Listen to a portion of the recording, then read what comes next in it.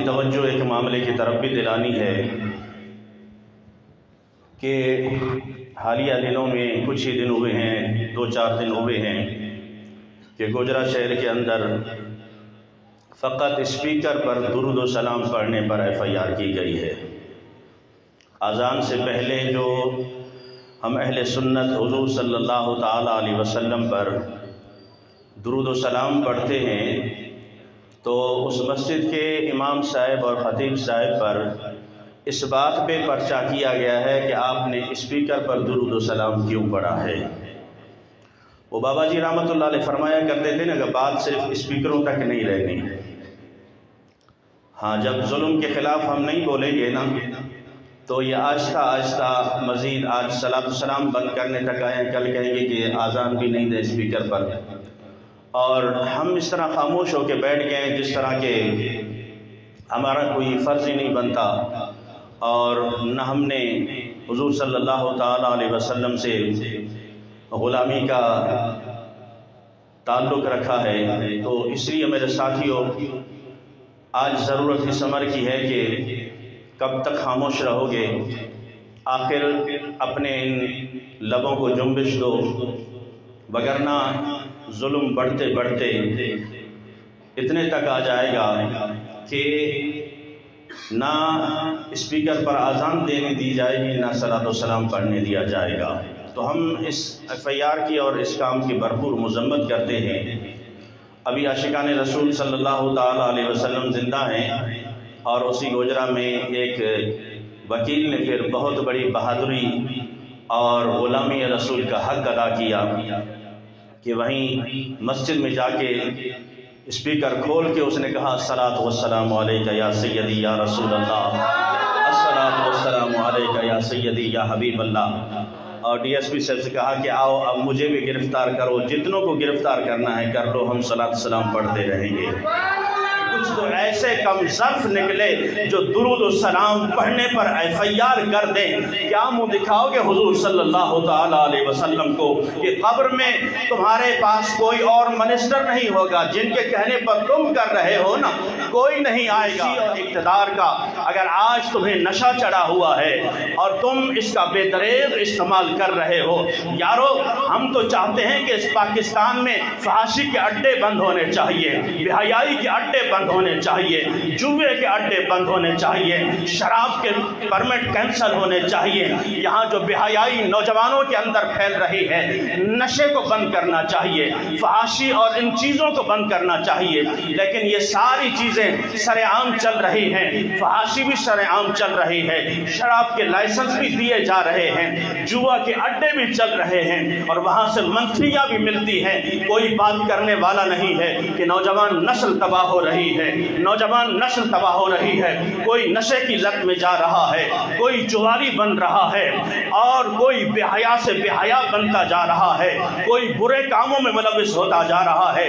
لیکن آج مجال ہے کہ کسی حکمران کو یہاں اس طرف دھیان ہو، انہیں اگر کوئی دہشت گردی نظر آتی ہے تو اسپیکر پر درود و سلام پڑھنے میں نظر آتی ہے، اگر انہیں یہ چیز دہشت نظر آتی ہے تو حضور صلی اللہ تعالیٰ علیہ وسلم پر درود و سلام بھیجنے میں نظر آتی ہے، تو پھر یاد رکھو کروں تیرے نام پہ جان فدا، نہ بس ایک جان دو جہاں فدا، دو جہاں سے بھی نہیں جی برا، کروں کیا کروڑوں جہاں نہیں ہے۔ صلاۃ و سلام پاکستان میں چاروں طرف گونجتے رہیں گے اور یہ صدا رہے گی یا رسول اللہ صلی اللہ تعالیٰ علیہ وسلم ہم اور تو کچھ نہیں کر سکے، ہاں اتنا ضرور ہے جب بھی آپ کی عزت اور ناموس کی بات ہوگی، آپ کی ختم نبوت پر کوئی آنچ آئے گی، آپ کے نام لیوا گردن حاضر کی ہوئے یا رسول اللہ ہم وقت حاضر ہیں، ہم مر تو سکتے ہیں لیکن یہ آواز کبھی بند ہونے نہیں دیں گے۔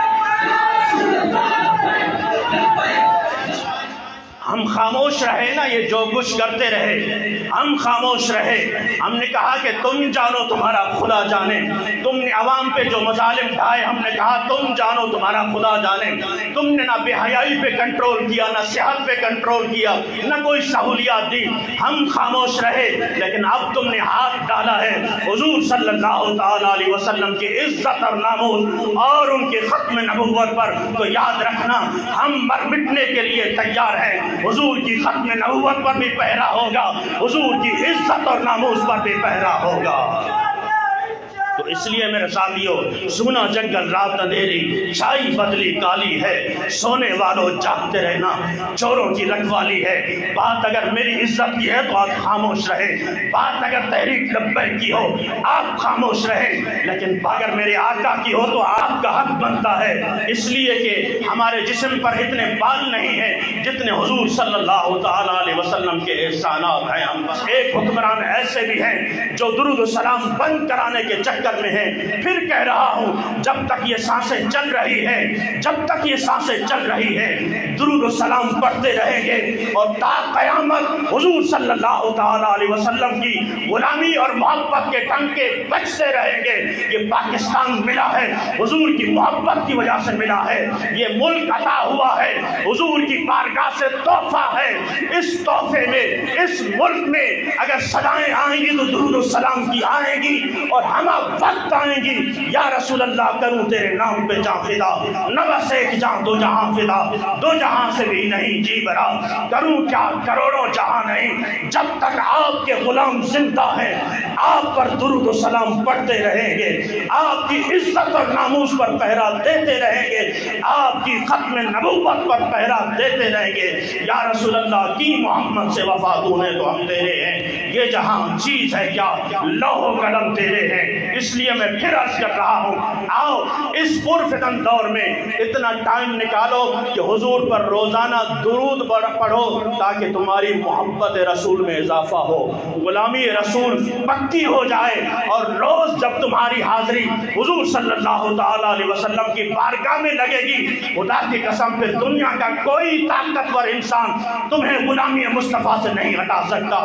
دنیا کا کوئی طاقتور انسان حضور کی غلامی سے تمہیں دور نہیں کر سکتا. اور ہم چاہتے بھی یہی ہیں، اگر ہمارے گلے میں پٹا ہو تو صرف حضور کی غلامی کا ہو.